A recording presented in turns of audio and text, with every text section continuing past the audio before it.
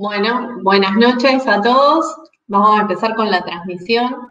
Un placer tenerte, Lilian, desde Uruguay, la directora de la carrera de Podología de la Universidad de Uruguay. Vamos a hablar del screening en pie diabético con Verónica Giraudo y espero que les sea útil la información. Bueno, para empezar, queríamos compartirle estas imágenes que habla un poco de distintas situaciones que nos podemos encontrar y queríamos hacer la diferencia entre el pie de riesgo y el pie diabético. Como ustedes ya saben, un pie de riesgo va a ser el que puede desarrollar una lesión en el tiempo, ¿no? En pacientes que tengan complicaciones de vasculopatías, neuropatías periféricas, alteraciones biomecánicas, alteraciones metabólicas e infecciones. No quiere decir que este paciente tenga que cumplir con todas ellas, pero sí con que tenga una puede desarrollar un pie diabético a futuro, ¿no es cierto? Entonces, primero vamos a tener un pie de riesgo. Esta patología, el pie diabético, es una importante carga a nivel global, tanto para los pacientes como para nuestro sistema de salud, y va a provocar en el paciente un gran sufrimiento y costos económicos muy considerables para tener en cuenta en cada país. Por eso nosotros queríamos plantear distintas estrategias para tener en cuenta que sería lo preventivo, la educación al paciente, la formación de los profesionales que van a estar implicados en este tratamiento, el trabajo interdisciplinario que se va a llevar a cabo y esta supervisión más cercana del paciente depende del grado de riesgo que nos encontremos.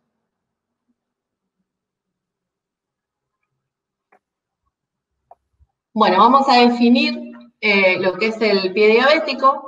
Es un síndrome que es considerado por la Organización Mundial de la Salud como la presencia de ulceración, infección y o gangrena del pie asociado a una neuropatía diabética y diferentes grados de enfermedad vascular periférica, resultados de una interacción completa de diferentes factores inducidos por una hiperglucemia mantenida. A raíz de que esta patología convoca a varias disciplinas, es necesario que establezcamos un vocabulario común para tener una buena comunicación fluida y que sea correcta. Desde 1999, la International Working Group de la Diabetes Food ha creado el conjunto de definiciones relacionadas con la enfermedad del pie diabético, su diagnóstico y las intervenciones. Y para ello determinó una serie de conceptos, que es la que vamos a desarrollar ahora. O sea, define al pie diabético como la presencia de infección, ulceración o destrucción de los tejidos del pie asociados a una neuropatía y o a una enfermedad arterial periférica de la extremidad inferior de una persona con historia de diabetes. La neuropatía diabética va a ser la presencia de signos o síntomas de afectación nerviosa en una persona con diabetes después de excluir otras posibles causas. La enfermedad arterial periférica es una enfermedad que va a obstruir la parte vascular, la aterosclerótica con síntomas clínicos, signos o anormalidades en el examen vascular no invasivo, que da como resultado la alteración o impedimento del aporte vascular a una o más extremidades. La úlcera de pie diabético va a ser una úlcera localizada en el pie de una persona con diabetes mellitus. Y la úlcera de pie cicatrizada es la presencia de piel intacta, lo que se traduce en una epitelización completa en ausencia de cualquier alteración en el lugar donde ha habido una ulceración previa. Las investigaciones nos van a mostrar números. Lo que nos parecía interesante era comentarles a ustedes lo que está aconteciendo hoy de informe A ver si se ven los números abajo. Acá está. En este estudio comenta las diferencias del 85% de las amputaciones de las extremidades inferiores se pueden prevenir. Y lo que podemos observar en esta gráfica que compara la mortalidad de cáncer de mama con la de pie de Charcot, la úlcera de pie diabético y los otros tipos de cáncer, como por ejemplo el que está acá. No sé si ven el cursor, pero es lo que está en lila. Lo compara después con las amputaciones menores, seguido de las alteraciones vasculares periféricas, las amputaciones mayores, en comparación con el cáncer de pulmón. O sea que lo que son amputaciones mayores está muy cercano al número, al porcentaje de personas con cáncer de pulmón, o sea que no hay que menospreciar la prevalencia de la mortalidad o las complicaciones que provoca la diabetes en las personas. La diabetes se ha convertido hoy en una epidemia mundial que está en aumento. También en el sobrepeso, la obesidad y la inactividad física suman este incremento en porcentaje. El envejecimiento de la población también. Y las estimaciones de la Organización Mundial de la Salud indican que las personas que van a padecer diabetes se duplicarán entre el 2000 y el 2030, pasando de 171 millones a aproximadamente 366 mil millones. La SAD, la Sociedad Argentina de Diabetes, alertó el crecimiento de esta enfermedad y lo que notificaba era que va a alcanzar a más de 4 millones de personas en Argentina, siendo una patología que se puede diagnosticar. Y en el 2017 la Federación Internacional de Diabetes nos informaba que para el 2045 el número de afectados va a ascender a 629 millones. En Argentina la prevalencia de diabetes hoy es del 11%, o sea que serían más o menos unos 4 millones de personas, y va a ir en crecimiento según la encuesta nacional de factores de riesgo que fue realizada en el 2019 por la Dirección Nacional de Promoción de Salud y Control de Enfermedades.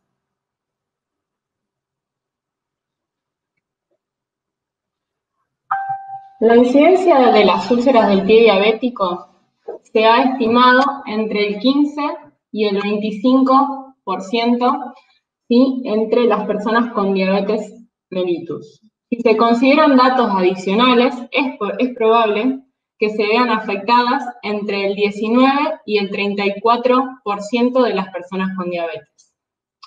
Hay una prevalencia también, que vale marcar la diferencia, hay una prevalencia entre el 4,5 en hombres comparado con un 3,5 en mujeres, siendo también más prevalente la diabetes tipo 2 con un 6,4% en comparación con la población con diabetes tipo 1 con un 5,5%. El 60% de los pacientes con úlceras de pie diabético desarrollan una infección al no ser tratado, ¿sí?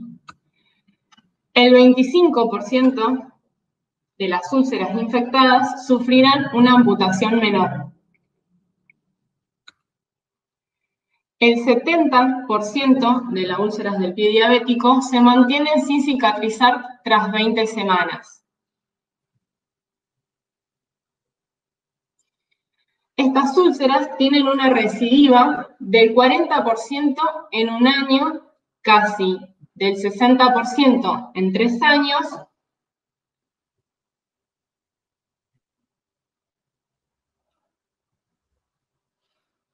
y el 65% en 5 años.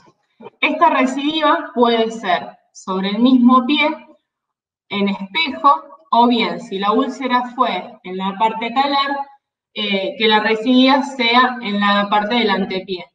porque ese paciente queda sentido ante la sensibilidad de haber tenido esa úlcera, entonces produce un hiperapoyo en otra zona o en el miembro espejo.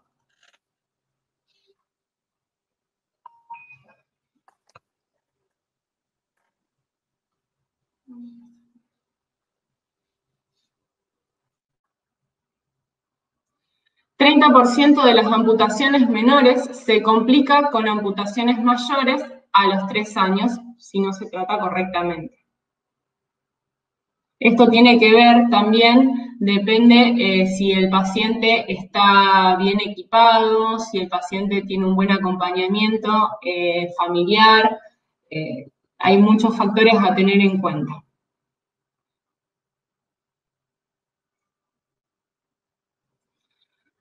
Debido a ser una enfermedad multifactorial y producirse alteraciones con funcionamiento orgánico, que es el deterioro de la misma, tenemos que tener en cuenta el estado también emocional del paciente. Para la prevención de las úlceras del pie, debemos identificar, ¿sí?, antes que nada, lo que es el pie de riesgo a tiempo, ¿sí? Como comparaba Sabri, la diferencia del pie de riesgo a el pie diabético es detectar ese pie que puede llegar a terminar con una posible lesión, ¿sí? La inspección y la exploración de forma periódica del pie, esto hay que tener en cuenta de acuerdo a esa identificación del pie de riesgo al grado que nosotros vamos a identificar. Si el riesgo es bajo, que no presenta factores de riesgo y ese paciente va a requerir de un control anual y de una educación preventiva. Ahora, si el riesgo es moderado, hay una alteración en el apoyo, el control debe ser cada 6 meses y debe tener medidas correctivas de ese paciente. Ahora, si el riesgo es alto, hay alteraciones en el apoyo, presencia de neuropatía o vasculopatías, y este paciente va a necesitar un control estricto tanto de la parte metabólica y de la parte biomecánica cada 3 meses.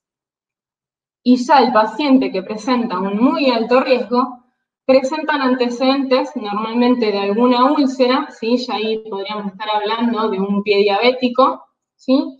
O de alguna amputación también previa o lesión preulcerosa, y ese paciente hay que tenerle un seguimiento más constante.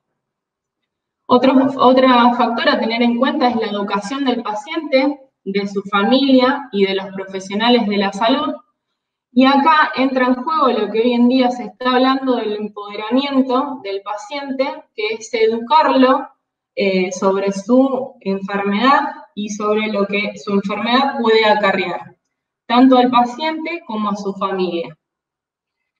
Asegurar el uso rutinario del calzado apropiado es otra cosa que nosotros los podólogos nos tenemos que encargar, ¿sí? De analizar cuando ese paciente diabético viene a la consulta, no solamente basarlo en lo que es el pie, sino en ver todo, ¿sí? El tema de calzado, cómo es la biomecánica de ese paciente, todo a tener en cuenta. Y otra cosa es tratar los factores de riesgo de la ulceración.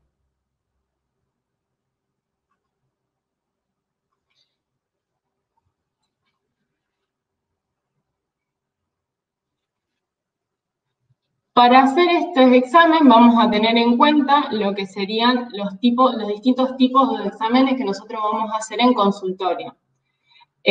Van a estar la parte de los exámenes angiológicos, ¿sí? Que son la toma de pulso popliteo, tibial, posterior, el perio, el índice tobillo-brazo, la toma de la temperatura, el relleno capilar, el oxígeno transcutáneo y la presencia de edema. En el test de sensibilidad superficial vamos a estar tomando la sensibilidad tanto al tacto como al dolor y a la temperatura. Y en el test de sensibilidad profunda vamos a entrar con las pruebas psicosomáticas sensoriales, ¿sí? Como son el test de la presión fina cutánea, el test de sensibilidad vibratoria y la valoración de los reflejos. No vamos a entrar en detalle porque son muchos y consideramos que varios de todos estos test, como podólogos o como profesionales, los damos.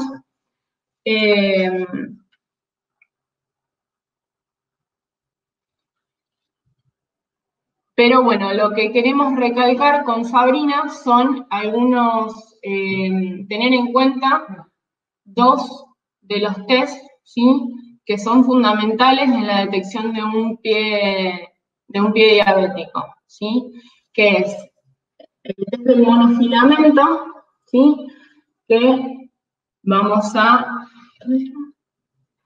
tener en cuenta, que nosotros tuvimos en cuenta este artículo, ¿sí? Ahora Sari va a explicar un poco lo del artículo. Quiero recalcar el tema del monofilamento, los puntos en los que se debe tomar, ¿sí?, que se toman a nivel del pulpejo de las falanges distales, del segundo, tercer y la quinta cabeza, también de los metatarsianos, la parte medial y lateral de la región central de la planta y del talón. Otra cosa a tener en cuenta es que el monofilamento no debe utilizarse en más de 10 pacientes sin un periodo de recuperación viscoelástica de 24 horas. Tomando un poco este estudio que nos llamó la atención porque habla de la intervención de un programa que se utilizó en una cantidad de personas durante 2 años primero y después durante 3 años más, buscando evaluar si había reulceraciones una vez que había sido tratado y acompañado el paciente, y tratando de relacionar por qué. Uno de los mecanismos que estableció el estudio era el acompañamiento por parte del podólogo con otra disciplina para evaluar si en el tratamiento y el acompañamiento podológico había recidivas, ¿no es cierto? Así que bueno, lo que puntualmente nombraba el artículo era que lograron, tras una revisión también bibliográfica, establecer la fiabilidad de la utilización del monofilamento, como decía Verónica, y el ecodoppler, el uso del ecodoppler también en este screening que deberíamos estar realizando en cada paciente. El estudio lo que nombra es la diferencia entre el índice tobillo-brazo y el hallux brazo, y lo que dice que encuentran mayor fiabilidad en el hallux brazo que en el tobillo-brazo. Bueno, otra cosa a destacar también es que se encontraron con una disminución en la reulceración de las personas después de este acompañamiento podológico y este seguimiento que se establecía en los pacientes. Se establecieron periodicidad, como decía Vero también, con respecto al grado de riesgo de ese paciente, o sea que se tuvo mucho en cuenta el riesgo del paciente para establecer consultas periódicas podológicas. Eso también es un dato a tener en cuenta. Y la reducción estimada es de un 40% en las incidencias de reulceraciones durante este periodo de seguimiento que hicieron los investigadores. Hay un detalle de esta investigación también, pero nos deja la puerta abierta como para tenerla en cuenta, que es el análisis biomecánico que nosotros debemos hacer en estos pacientes, primero por las deformidades, como también lo decía Vero, en la exploración, para tenerlas en cuenta, y después el análisis biomecánico por las hiperpresiones que vamos a encontrar y por las mismas deformaciones que genera la patología en un paciente avanzado. Así que bueno, este estudio, por ejemplo, eso no lo tuvo en cuenta y sería un dato para que no se nos escape. Pero nos llamaba mucho la atención, o sea, los queríamos compartir al estudio porque la intervención del podólogo marcaba una gran diferencia y también dejábamos un poco la puerta abierta para la siguiente ponencia, que es el tratamiento de lesiones, pero sin el acompañamiento del podólogo, sin un seguimiento exhaustivo o marcarle al paciente esta periodicidad de consulta, no veían los investigadores que iba a tener tanto impacto como si se establecía de entrada. Bueno, el uso del Doppler era lo otro que habíamos nombrado. Sí. Nosotros marcamos el tema del uso del Doppler por el tema de que se estaban haciendo muchos índices tobillo graso con lo que es el estetoscopio, por eso marcamos el uso del Doppler, ya que este instrumento asegura una fiabilidad mayor del 90% ante lo que es la toma con estetoscopio. Esta prueba, además, asegura un mejor rendimiento por ser sencilla e indolora, tiene una gran reproducibilidad y una gran sensibilidad. Con este estudio podemos diagnosticar si hay una arteriopatía periférica, cuantificar su severidad y valorar la evolución durante el seguimiento del paciente. Sabemos que no es capaz un instrumento económico como para tener en el consultorio podológico, pero bueno, podemos en un equipo interdisciplinario pedir, sí, que se realice y nosotros tener el conocimiento de ese resultado del estudio, ¿sí? Para una derivación a posibles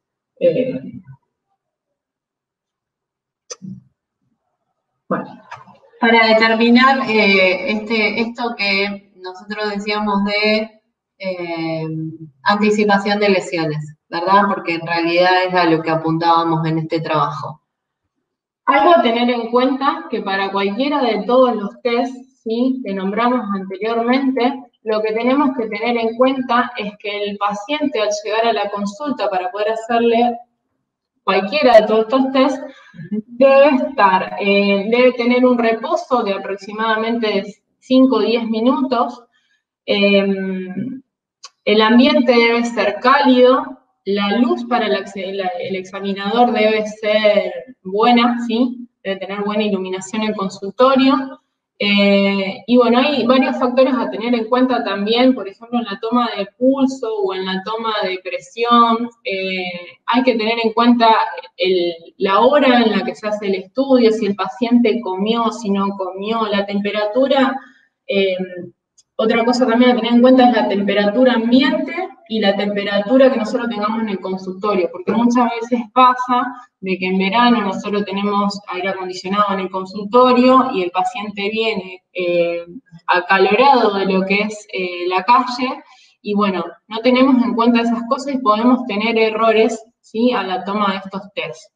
Entonces hay muchas cosas a tener en cuenta. Y por ejemplo, en lo que es tanto el monofilamento como el diapasón, siempre hay que mostrarle primero al paciente cómo es el test y luego realizarlo, ¿sí? Hay que mostrarle al paciente cómo se realiza, cómo es ese test, y recién ahí, después de que está informado, ahí recién realizarlo en lo que son los pies. ¿Bien? Otra cosa que también queríamos destacar es el ir incorporando las investigaciones dentro de lo que es podología. Entonces, bueno, el monofilamento nos da un mecanismo de medición que se puede manejar simple, sencillo, igual que el ecodoppler, y también aconsejarles el tema de elegir el diapasón de 128, pero la idea es que esté graduado para nosotros, primero para que no sea subjetivo lo que estamos midiendo y que podamos llevar a un número o cuantificar eso que está expresando el paciente. Creo que con eso, después todo lo otro, el relleno capilar, el oxígeno transcutáneo y demás, se puede también medir, porque obviamente ya está con un aparatito, pero bueno, esto que no quede subjetivamente, sino que lo podamos medir y que el paciente intente y que pueda comprender qué es lo que nosotros estamos haciendo en esta prevención en nuestro consultorio. Bueno, y como conclusiones, para ir cerrando y no hacer tan extensiva la charla y poder tener lugar a preguntas, a nosotros nos gustaba un poco hacer más énfasis en esto de que las lesiones son totalmente previsibles. O sea, tener claro que el podólogo hace prevención, que podemos anticiparnos a cualquier complicación que pueda tener el paciente con estas herramientas que tenemos a nuestro alcance. Está bien, como decía Vero, el Doppler es un poco costoso, pero no es algo inaccesible. El screening lo podemos realizar, podemos cada uno confeccionar una hoja. A todos los pacientes, sí, por más que el paciente diga que no tiene antecedentes, a todos los pacientes hay que realizarle el screening, porque muchas veces que el paciente no está informado de la enfermedad o la patología de base que tiene, ¿sí? Y esto nos lleva con un buen screening, ¿sí? Y al tener una buena cuantificación de todos los tests, es hacer una derivación oportuna al especialista que que ese paciente necesita. Entonces, va a ser un poco más puntual la derivación. Otra cosa a tener en cuenta son las descargas, trabajar la parte biomecánica y trabajar interdisciplinariamente con el ortopedista es algo que debemos lograr a futuro, medio como un grupo, se podría decir, armar ese trabajo interdisciplinario para lograr una correcta descarga en lo que es ese pie. Digamos, pie antes de riesgo, sin ulceración y con ulceración, ¿sí? Y bueno, como para cerrar y terminar, le queríamos dejar una reflexión que era un poco resumiendo todo esto que estuvimos hablando, que los eventos venideros proyectan sus sombra antes, haciendo alusión a poder tener una prevención en ese pie que a simple vista no tiene nada y que las complicaciones quizás surjan a nivel sistémico del paciente. Bueno, espero que les haya gustado y vamos dejando de compartir la pantalla. A ver, vamos a salir. Ahí está. Así que, bueno, Lilian, te damos la palabra a vos para poder seguir. A ver si podés compartir pantalla. Acuérdense que las preguntas que ustedes tengan las podemos ir haciendo al final.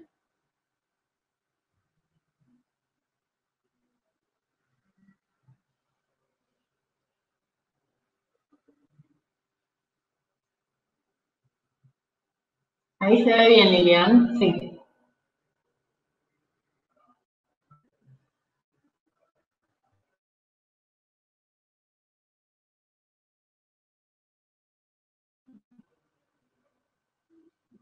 Me parece que tenés desactivado el micrófono, Lilian.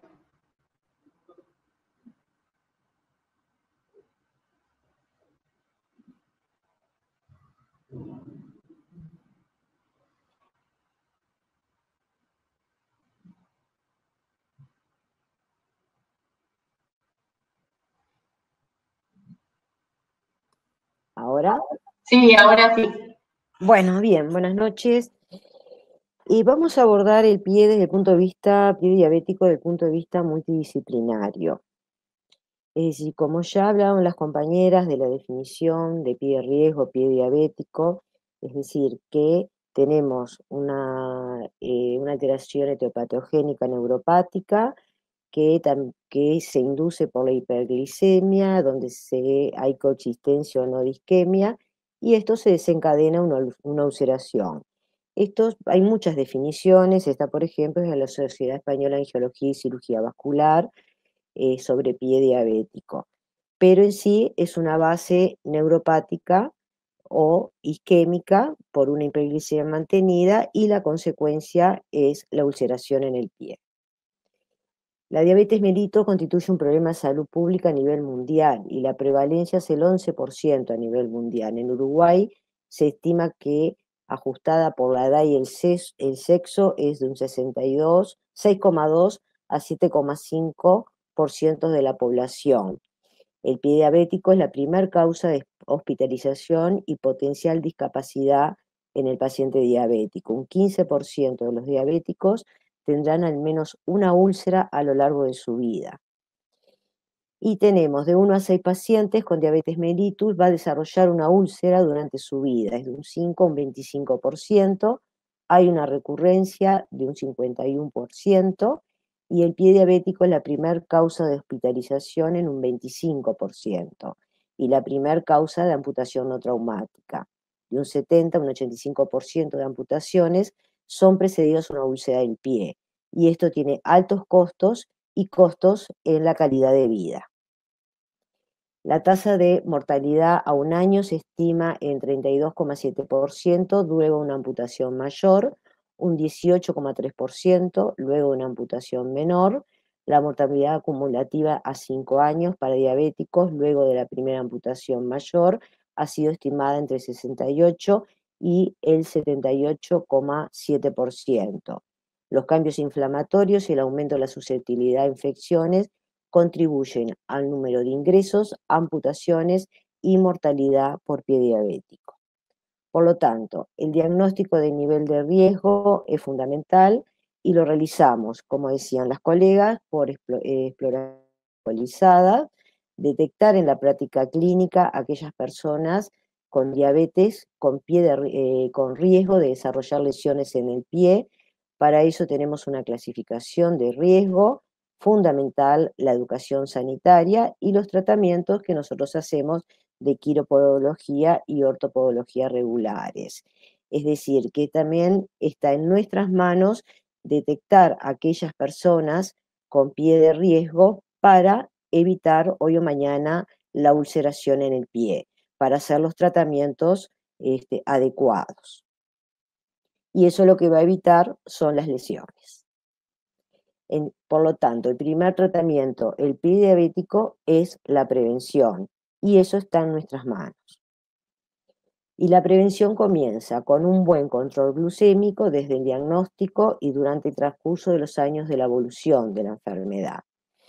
Nosotros trabajamos en unidades de diabetes con los pacientes, con este tipo de pacientes, donde tenemos el paciente tenemos al endocrinólogo diabetólogo, licenciado en enfermería, auxiliar de enfermería, licenciado en nutrición, asistente social y en técnico en podología médica. Y a su vez, este equipo se interrelaciona con el cirujano vascular, traumatólogo, ortopedista, cirujano plástico, médico tratante, psicólogo, fisiatra, neurólogo, infectólogo, dermatólogo y oftalmólogo. En las unidades de diabetes fundamentalmente se atienden a aquellos pacientes sin lesiones en los pies. Es decir, el paciente viene a controlar su diabetes y pasa por todo el equipo para el control, donde nosotros hacemos justamente la detección de pie de riesgo y la educación. Tenemos ese tiempo para escuchar al paciente y educarlo y que esa educación le llegue, es decir, tratar de, como se habla, de negociar lo que nosotros queremos que esa persona cambie o que necesita ese cambio. Y después tenemos las unidades de pie diabético, perdón, los equipos de pie diabético, que acá se atienden ya a aquellos pacientes con úlceras establecidas, donde tenemos al diabetólogo endocrinólogo, cirujano vascular, traumatólogo, licenciado o auxiliar de enfermería y el técnico en podología. Y a su vez también se interrelacionan con otros integrantes, con otras especialidades. En estos equipos de pie diabético, ya acá hay que tratar la ulceración. Ya hay una ulceración, entonces por eso está el cirujano vascular y el traumatólogo. Es decir, vamos a tratar esa lesión, esa ulceración, desde el punto de vista de la etiología para que no haya úlceras recurrentes. Entonces, el rol de los equipos va a ser educativo, preventivo, orientador, rehabilitador, valorando, diagnosticando y realizando el tratamiento terapéutico adecuado. Y los objetivos son realizar un seguimiento adecuado a la población diabética sin riesgo actual, a los efectos de impartir prevención, detectar los pacientes con pie de riesgo a los efectos de implementar medidas enérgicas de prevención y tratamiento, evaluar las diferentes patologías y o lesiones e implementar el tratamiento adecuado o derivar oportunamente a aquellos que deban ser tratados por el médico especialista. Y tenemos acá la clasificación de pie de riesgo según el Consenso Internacional de Pie Diabético. Que ustedes ven a la izquierda, la que manejábamos hace muchos años, y en el 2019 hubo algunos cambios, ¿tá? Porque, por ejemplo, también agregaron el riesgo de úlcera, que eso no estaba, y ya en el riesgo cero, por ejemplo, es no pérdida de la sensibilidad protectora y no pérdida de y no enfermedad vascular periférica. En el riesgo 1 fue donde hubo un cambio, ¿tá? Que es pérdida de la sensibilidad protectora o enfermedad vascular periférica, donde antes era nada más que la neuropatía. En el 2 es pérdida de sensibilidad protectora más enfermedad vascular periférica o pérdida de sensibilidad protectora más modificaciones estructurales o enfermedad vascular periférica más modificaciones estructurales. Y en el anterior decía neuropatía con deformidad y o enfermedad vascular periférica. Es decir, que acá entra en juego también la enfermedad vascular periférica. Y en el riesgo 3 alto es pérdida de la sensibilidad protectora o enfermedad vascular periférica y uno o más de los siguientes de los siguientes ítems: historia de úlcera en el pie, amputaciones de una extremidad mayor o menor y enfermedad renal en un estadio avanzado o final. Es decir, que hubo algunos cambios. Es decir, que el rol de podólogo entonces va a ser evaluar ese pie de riesgo, educar, que es parte del tratamiento de la diabetes, y educando nosotros prevenimos, asistir las diferentes patologías que pueda presentar, rehabilitar a ese paciente para evitar una ulceración y orientar según con el médico o el integrante del equipo que se tenga que asistir. Y la educación está orientada a que los usuarios incorporen elementos y destreza para promover y mejorar la autonomía, aumentar el autocuidado, el empoderamiento, como recién hablaban las colegas. El conocer es saber, el saber da poder controlar mejor una situación de vida, y eso lo que va a hacer es tener independencia, aumentar el autoestima y tener una calidad de vida para una vida saludable. Nosotros lo que tenemos que apostar es que ese paciente tenga una buena calidad de vida y una vida saludable. Entonces, entrando en la ulceración, ¿tá? ¿Qué es la ulceración? Nosotros prevenimos, ¿tá? En las unidades en las unidades de diabetes, nuestro rol sería prevenir el riesgo que vamos a decir, prevenir la ulceración. ¿Cómo lo prevenimos? Haciendo la detección de pie de riesgo, con lo que hablaron las colegas, y a implementar medidas de educación para prevenir una ulceración, ¿tá? Entonces tenemos que hacer todo un screening a ver ese paciente qué es lo que tiene que cambiar o qué es lo que tiene, a quién tiene que consultar para prevenir esa ulceración. Y ese es nuestro rol. Entrando en la ulceración es la pérdida de revestimiento cutáneo, mucoso, sin tendencia espontánea a la cicatrización, es decir, es una solución de continuidad que compromete la piel, tejido subcutáneo y o tejidos más profundos, independientemente del tiempo de evolución, y esto requiere un seguimiento cercano. Es decir, la úlcera prediabético es una magnitud de problema, plantea importantes desafíos para pacientes, profesionales y sistemas de salud. ¿Por qué? Porque son frecuentes, costosas, recurrentes y persistentes. La ulceración, el factor precipitante es el trauma. La mayoría son crónicas y estas pueden ser neuropáticas, neuroisquémicas o isquémicas.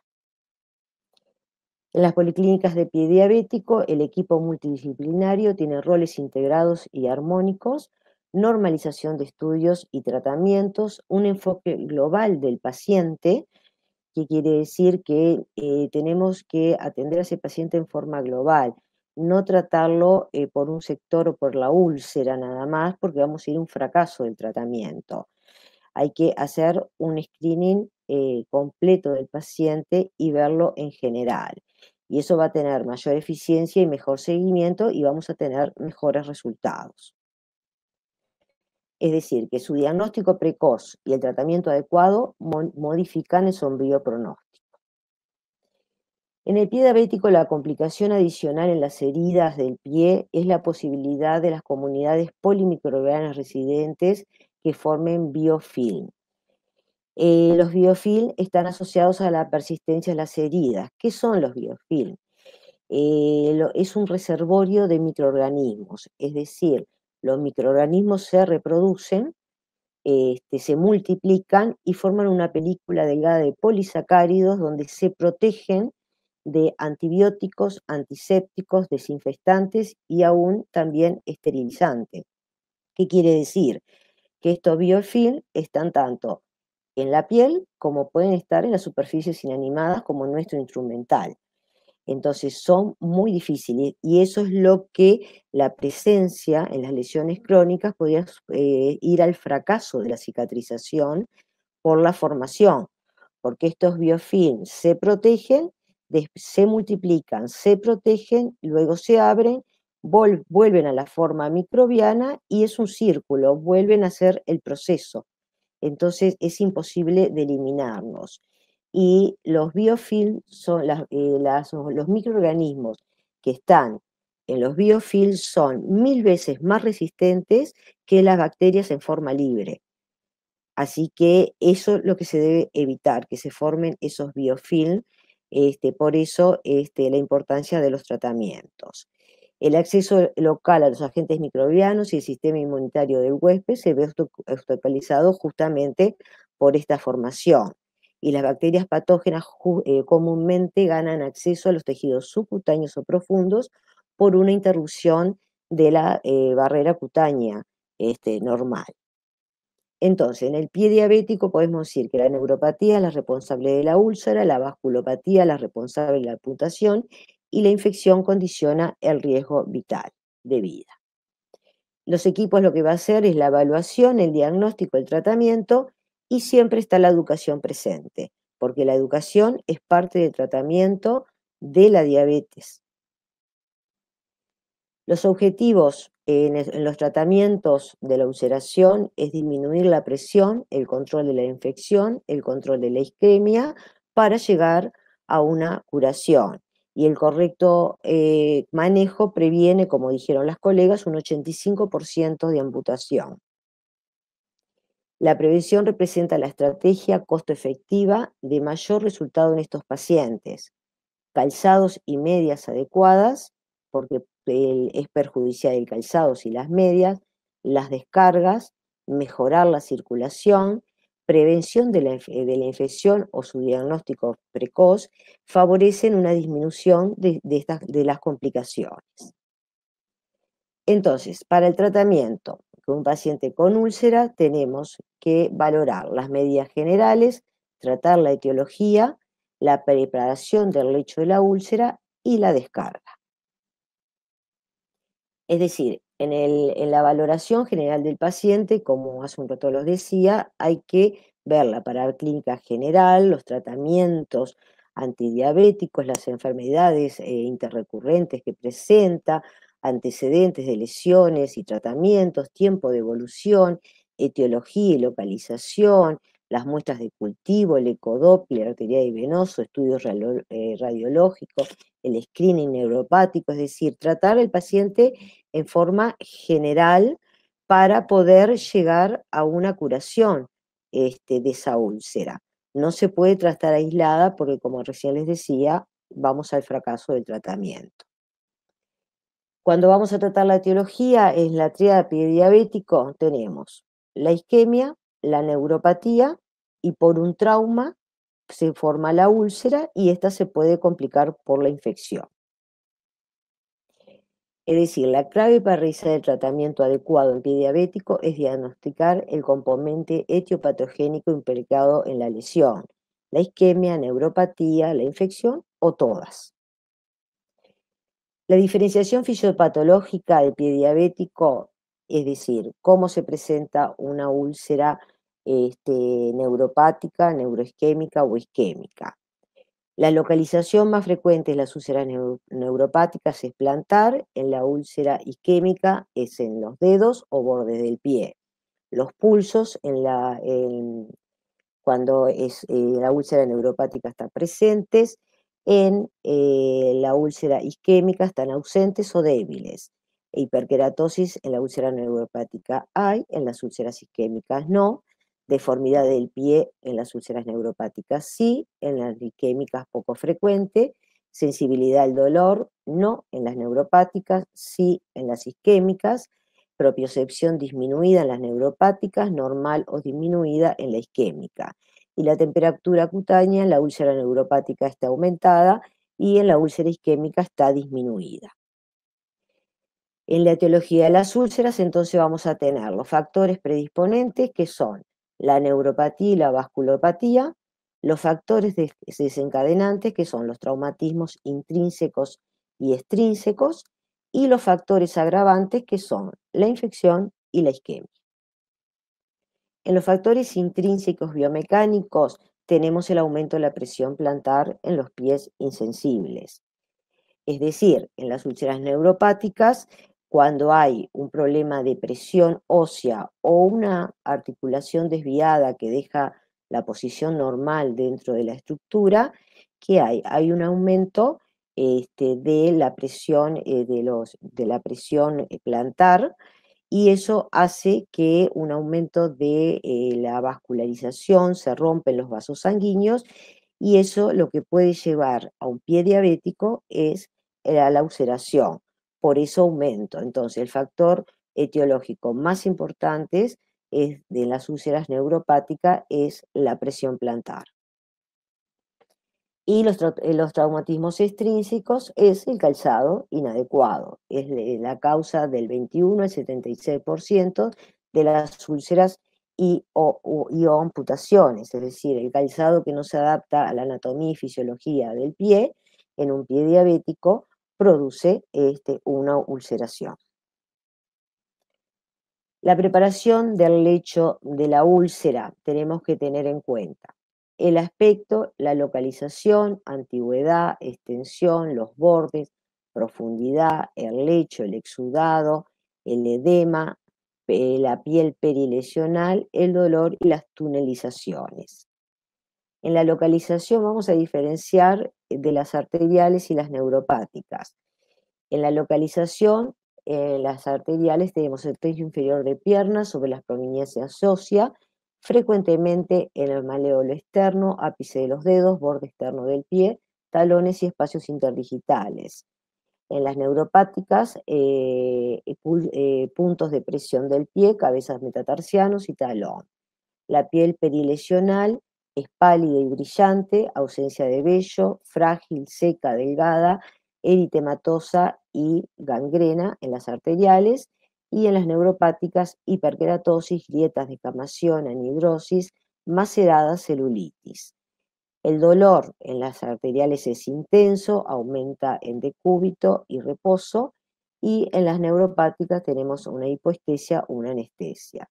La extensión se mide la medición del ancho transversal y el alto longitudinal con un calibre. Y en las neuropáticas se hace lo mismo. El lecho en las arteriales es seco, húmedo, necrótico, esfacelado, granulación y tejido epitelial, y en las neuropáticas esfacelado, granulación con cavidades y trayectos. Los bordes en las arteriales son definidos en forma de sacabocados irregular, con frecuente hiperémicos, y en las neuropáticas hiperkeratósico. El fondo es atrófico, escasa tendencia a la granulación, y en las neuropáticas tendencia a la granulación. Profundidad variable, En las neuropáticas tenemos profundas y excavadas, tamaño pequeñas y en general múltiples en las arteriales y en las neuropáticas variables, edema ausente en las arteriales y localizado en las neuropáticas. Y la forma en las arteriales es circular ovalada y en las neuropáticas redondeadas. El exudado en las arteriales es escaso o nulo, en las neuropáticas variables, exudado la calidad es igual en ambas, seroso, hemorrágico, hematopurulento, purulento, fibrinoso y claro, y la cantidad de exudado en ambas es nulo, mínimo, moderado o abundante, y los signos de infección en las arteriales es frecuente y en las neuropáticas es frecuente con riesgo de sobreinfección. Las claves VIP para el pie diabético para garantizar los resultados son una circulación vascular adecuada, control de la infección, descarga o alivio de la presión. Cuando preparamos el lecho de la herida, utilizamos el concepto TIME, es decir, control de tejido viable o deficiente, control de la infección, inflamación, control de la humedad y estimulación de los bordes de la herida. La infección la definimos como el crecimiento excesivo de microorganismos dentro de una herida que promueve la inflamación perjudicial o la destrucción del tejido.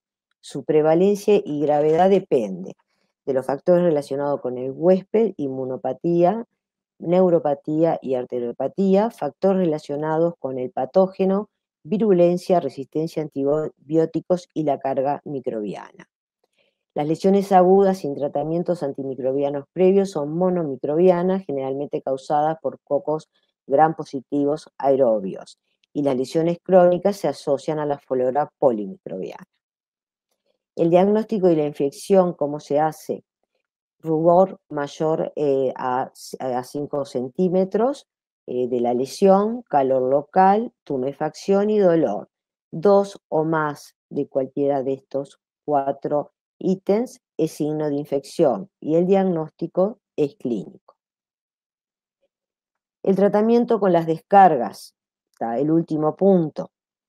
Tenemos en la descarga que la acción y el efecto de reducir o aliviar y o redistribuir la presión, eliminando el peso sostenido de una estructura.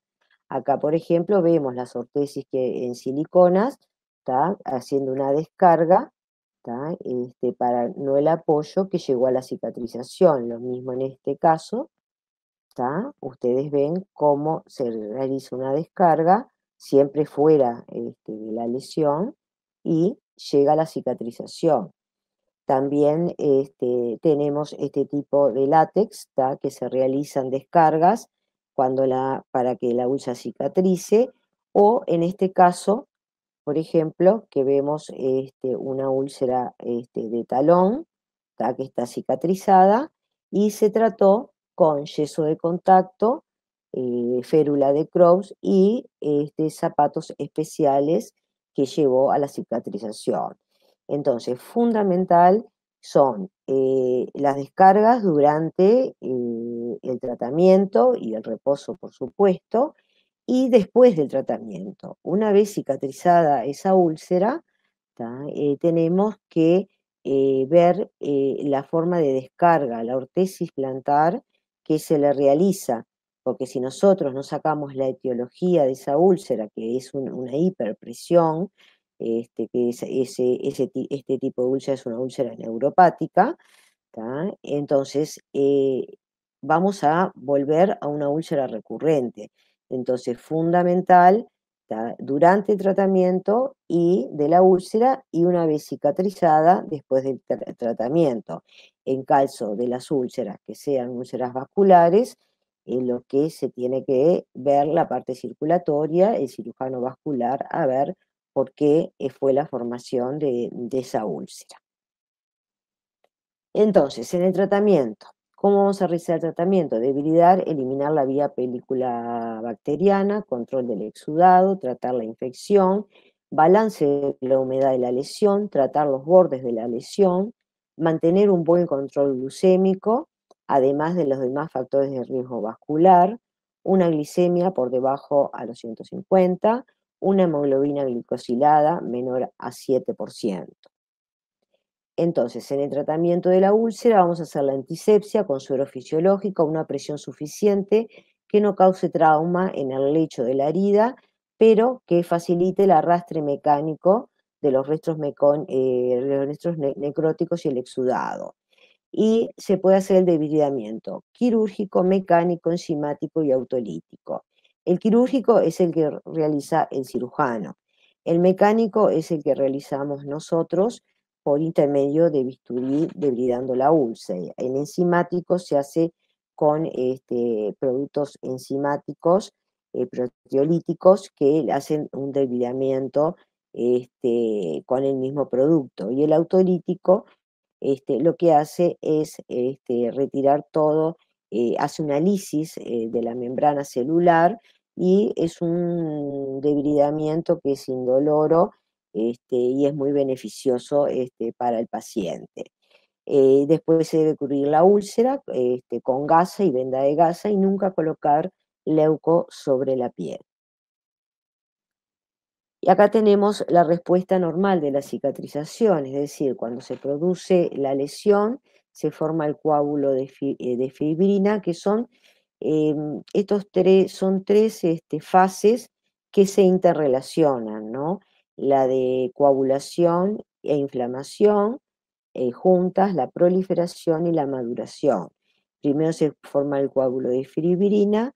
Después, a las 24 horas, invaden los neutrófilos en la herida, que estos lo que hacen es aumentar la permeabilidad vascular y además promueven la fagocitosis y los desbridamientos de la herida. A las 48 horas o 96 horas migran los macrófagos que tienen la misma función, hace la fagocitosis, que los neutrófilos, y le da el campo para que empiecen a proliferar los fibroblastos. Los fibroblastos lo que hacen es sustituir el coágulo de fibrina por colágeno, por la formación de colágeno, y este colágeno es el que desarrolla el tejido de granulación. Los fibroblastos liberan colágeno hasta que haya abundante para formar ese tejido de granulación. Una vez que se forma el tejido de granulación, tenemos buena respuesta para una cicatrización y por último, la fase de maduración es cuando ya están formados los queratocitos, ¿no? Entonces, generalmente, a veces las úlceras, por no formación de colágeno suficiente que forme tejido de granulación o por que los fibroblastos no avanzan hacia la herida, es cuando quedan estancados en estos dos fases, que eso es lo que hay que estimular. ¿Por qué muchas veces se dice solamente con suero fisiológico? Porque como ustedes ven, en todo este proceso de cicatrización, tanto los neutrófilos como los macrófagos actúan de antimicrobianos, es decir, todo el organismo hace el proceso. Entonces, hay que buscarle la causa, la etiología, cuando ese proceso no avanza. No es poniendo productos o poniendo pomadas que puede avanzar una lesión. Puede ayudar, sí, a los exudados, puede ayudar a mantener una herida limpia, pero no ayuda al proceso. El proceso lo hace el organismo y bueno, y cuando este proceso no avanza, hay que ver por qué el proceso no avanza, cuál es la problemática que hay para que está trancado, ¿no? Entonces, los tipos de apósitos que tenemos y las indicaciones. Apósitos pasivos, que son la gasa no tejida, que es para protegerlo, que nosotros protegemos la herida. La espuma de poliuretano absorbe el exudado moderado o abundante cuando la herida hay exudados. Después tenemos los apósitos interactivos, que esos mantienen un ambiente húmedo fisiológico, como la espuma hidrolítica, que son láminas no adhesivas, absorben el exudado moderado o abundante, los, perdón, los apósitos bioactivos que, perdón, que mantienen la humedad fisiológica y permiten la oxigenación, como los alginatos, que vienen en láminas o mecha, que absorben el exudado moderado o abundante, el hidrogel, que puede venir en gel o en láminas, eso hidrata y es un debilitante autolítico. Y después tenemos los apósitos mixtos, que es la colagenasa y cloranfenicol, que es un debilitante enzimático, como ya hablábamos, el tipo de debilitamiento, que lo hace el propio producto. El agua glicerina, el PHMB y el HPMC que viene en gel, eso hidrata, favorece la granulación y la epitelización. En nuestro país el nombre comercial es el Dermicep, no sé si ustedes tienen otro tipo de nombre, porque eso según el laboratorio. Después tenemos el carbón activado más la plata, que eso es para cuando ya hay infección, absorbe el exudado abundante. El carbón activo lo que hace es cuando las heridas están infectadas, que tienen un olor desagradable, entonces absorben, tiene 3 capas este carbón.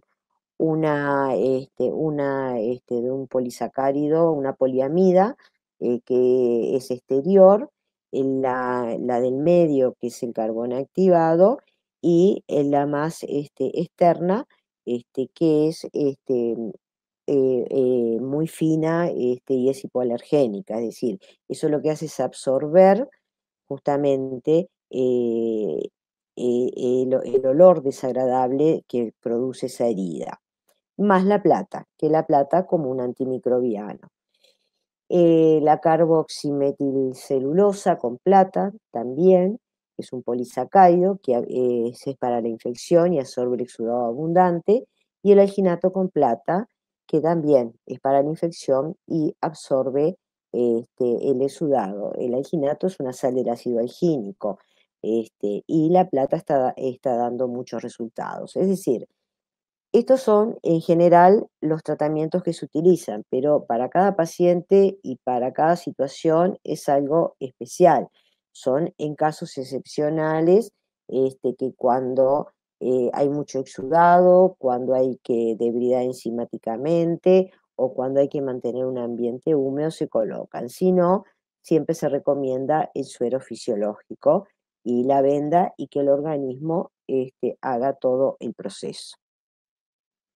Entonces, el entorno de la herida promueve la formación de biopelículas con multiespecies de bacterias y hongos que contribuyen a la patogenicidad de los resultados deficientes, ya que pueden adquirir resistencia a multifármacos con una velocidad alarmante, y esto obliga a desarrollar estrategias de prevención y medicamentos apropiados.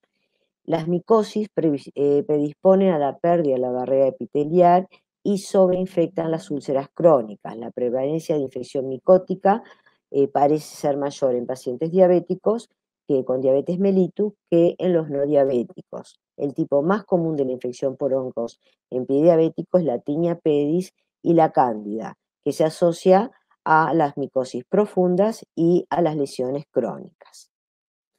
Nosotros estamos realizando un proyecto de investigación que fue aprobado ya por el comité del Hospital de Clínica, el comité de ética, y se explora la efectividad de las nanopartículas de plata.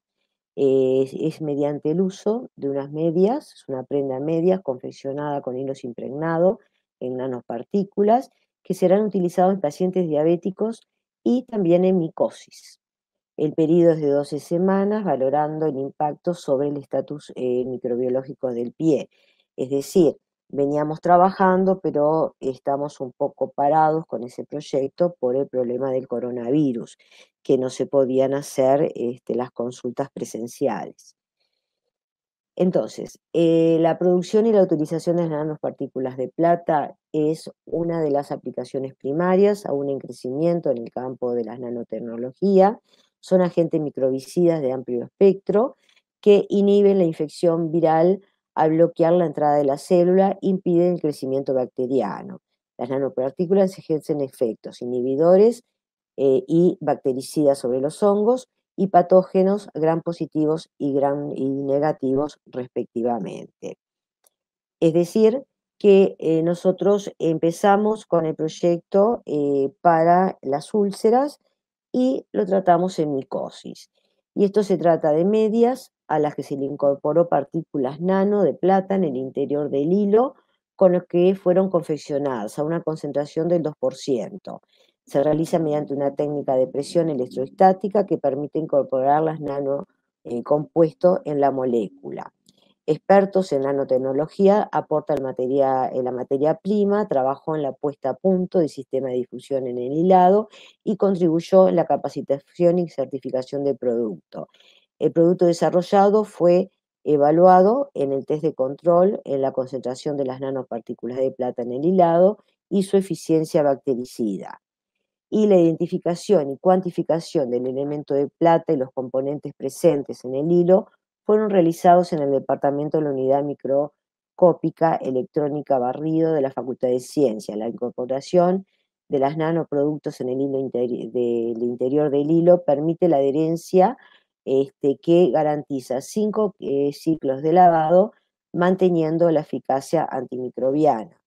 Es decir, que estas nanopartículas, cuando se aplican en pacientes con úlceras, no actúan sobre la úlcera. ¿Por qué? Porque la úlcera está vendada. Actúan sobre alrededor de la úlcera, sobre la otra piel, sobre toda la piel circundante a esa úlcera, que hay una flora polimicrobiana y que puede estar instalado los biofilm que yo le hablaba, que impiden la cicatrización de esa úlcera. Acá tenemos las medias con nanopartículas, con que fue una empresa Pramer, y su gerente fue el que la distribuyó. Es decir, acá tenemos un caso que les quiero mostrar porque todavía no tenemos, no podemos hasta dar una conclusión porque no tenemos todos los casos, no tenemos tantos casos, pero vemos las evoluciones que hemos tenido. Este señor empezó con una flictena, que llevó a una úlcera, está con nosotros tratándose del 2014. Y la úlcera evolucionaba, iba evolucionando, hubo muchas infecciones a repetición, involucionó, y así estuvimos durante todos estos años. Este paciente es con un pie de Charcot, se le mandó una férula de Crohn, se le mandó reposo y en varias ocasiones hubo que internar a este señor porque venía con infecciones repetidas, evolucionaba e involucionaba. ¿Y qué pasó? Le pusimos las medias y miren, después de tantos años de estar con este paciente con infecciones, tenemos la herida cerrada. Actualmente está cerrada, pero tenemos que ver cómo sigue, ¿no? Cómo puede seguir. Y eso influyó alrededor de la úlcera, ¿no? La úlcera porque la úlcera no influía la media porque tenía su venda, ¿no? Y también la probamos en micosis. Por ejemplo, este tipo de dermatomicosis, de tipo hiperqueratóxico, después del tratamiento, miren cómo quedó la piel, que nosotros no pensábamos. Entonces, las probamos en onicomicosis también. Estamos en eso. Ustedes ven cómo está esta uña, cómo está. Si previamente siempre se hace un cultivo tanto de piel, cuando está en piel, como de uñas, ¿no? A ver si es una dermatomicosis o una onicomicosis. Y bueno, este paciente empezó así y lo tenemos así. No podemos dar una conclusión, pero todo ayuda y todos los resultados, si realmente da resultado estos tratamientos, ayudan a poder tratar patologías. Bueno, estos resultados iniciales son promisorios, no podemos hablar que son totalmente eficientes porque no pudimos seguir con ese trabajo. Se espera completar la totalidad de la inclusión para obtener una suficiente evidencia. Y otra fundamental, que para tratar a los pacientes con pie de riesgo, pie diabético, signos y síntomas de alarma que requieren una consulta inmediata. Y en esto nosotros cumplimos como podólogos un rol fundamental, porque nosotros tenemos al paciente 45 minutos que podemos impartirle educación, nosotros conocemos esos pies, y el paciente tiene que saber lo que se tiene que buscar, o si el paciente no ve o no llega a sus pies, pedir ayuda a un familiar. Y lo fundamental, que requiere una consulta inmediata: cambios en la textura de la piel, ampollas con contenido transparente o cero sanguinolento, hiperkeratosis nueva, hiperkeratosis donde aparecen hematomas. Tanto las ampollas como las hiperkeratosis donde aparecen hematomas son preúlceras, es decir, zonas preulcerativas, zonas alrededor de las uñas inflamadas, con coloración rojiza, con o sin dolor, porque si tiene una neuropatía no tiene dolor, deformidades nuevas en el pie que puede denotar una neuropatía motora, limitación en la movilidad articular o traumatismos por caídas, que hay una debilidad cuando hay una neuropatía motora justamente, heridas por pequeñas que sean, fundamentalmente, que se producen muchos tipos de heridas de punciones. Esas heridas son las más peligrosas porque como no tienen puerta de salida, los microorganismos se reproducen en las logias profundas y provocan lo que llamamos el flemón de pie, que bueno, que de una vuelta tienen que hacer una intervención quirúrgica para drenar toda esa infección. Anhidrosis en la piel y en la piel de los pies y en las piernas, grietas en los pies, principalmente en los talones, que también son lesiones preulcerativas, descamación en la planta de los pies y entre los dedos, maceración interdigital, edemas en las piernas y pies, enrojecimientos, erosiones, tanto en el dorso o en la planta de los pies. Entonces, este tipo de prevención la podemos hacer en consultorio, en unidades de diabetes, es decir, está en nuestras manos que el paciente darle la información y darle las pautas para que prevenir justamente, y prevenir la lesión y prevenir la ulceración. Los tratamientos, cuanto más precoz se hagan, mejor va a ser el resultado. Entonces, el modelo mínimo fundamental ofrece el primer contacto del paciente con diabetes y sin lesión. Eso es fundamental para evitar la lesión y para hacer todas las medidas preventivas, ya sea las descargas, si hay un hiperapoyo, el calzado adecuado, las medidas adecuadas, el cuidado de la piel, de las uñas, si hay un problema circulatorio, tratar ese problema. Es decir, tratar que el paciente no llegue a la lesión tratando toda la parte etiológica de ese pie de riesgo. Y las metas de este modelo mínimo es la prevención de las lesiones mínimas antes que sean catástrofe, salvar el miembro y evitar las amputaciones. Para ello tenemos que establecer objetivos comunes, definir roles y responsabilidades, crear guías de resolución de conflictos y educación a la persona y desarrollo de sus habilidades.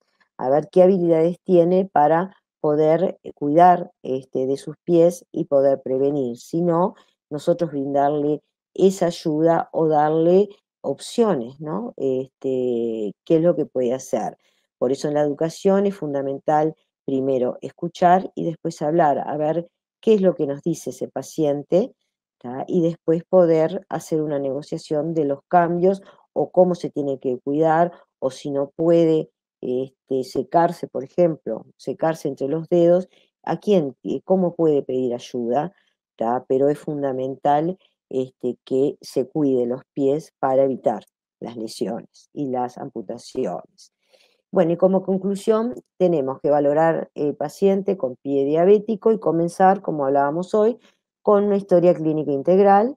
Estamos tratando a una persona con diabetes que además presenta lesiones en el pie, nunca centrarse en los aspectos locales, está condenado a un fracaso terapéutico.